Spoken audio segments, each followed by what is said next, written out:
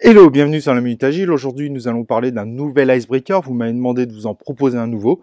Donc, voici l'icebreaker du jour qui va être le Shifumi géant. Si jamais vous n'avez pas encore été voir nos vidéos autour de l'icebreaker, n'hésitez pas à aller voir la vidéo qui explique qu'est-ce qu'un icebreaker, avec évidemment toutes les solutions pour faire un bon icebreaker.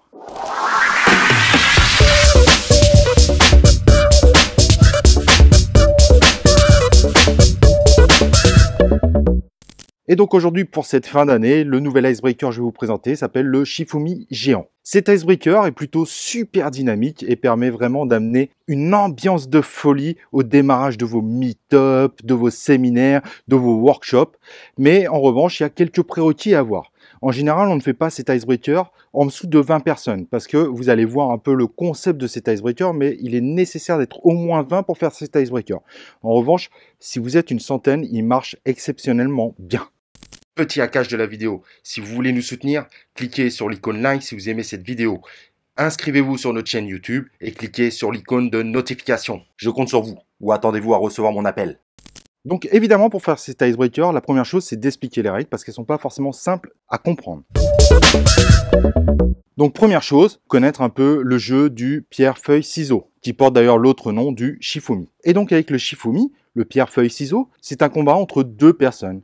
Et il y a trois éléments donc distincts qui sont pierre, feuille, ciseaux.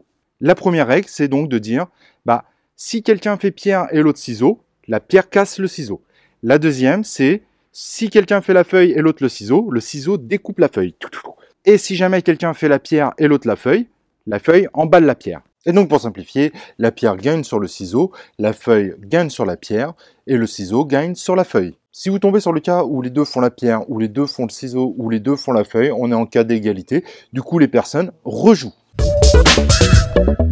Et donc, ce qu'on va dire aux gens, c'est de se balader dans la pièce et dès qu'ils se rencontrent, ils vont faire un pierre-feuille-ciseau. Tac, tac, tac, tac, tac. Et donc, quand le pierre-feuille-ciseau est terminé, celui qui a perdu va derrière le gagnant, il le prend par les épaules, hop, comme l'image que vous pouvez voir là, et ils vont avancer ensemble, et puis dès qu'ils vont rencontrer un autre groupe ou une personne encore seule, ils vont refaire un pierre-feuille-ciseau, et celui qui est derrière doit scander le nom de celui qui est devant. Vous avez une image qui vous explique un peu le positionnement à avoir. Et à chaque fois que les groupes se rencontrent, ils font un pierre-feuille-ciseau. Et donc, dès qu'il y a encore un nouveau combat et qu'il y a un perdant, un gagnant, ce qui va se passer, c'est que le perdant ou les perdants, donc la ligne perdante, va aller derrière la ligne ou la personne gagnante. Et au fur et à mesure, on va avoir des lignes de plus en plus grandes. Et évidemment, tous ceux qui sont derrière vont scander le nom de celui qui est en premier dans la ligne.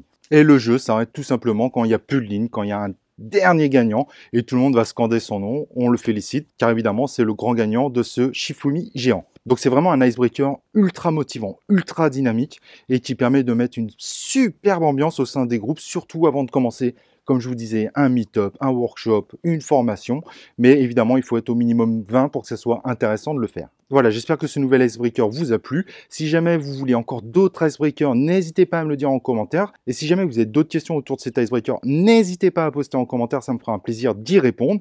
Et moi, ce que je vous propose, bien évidemment, c'est qu'on se retrouve dans un prochain épisode de La Minute Agile.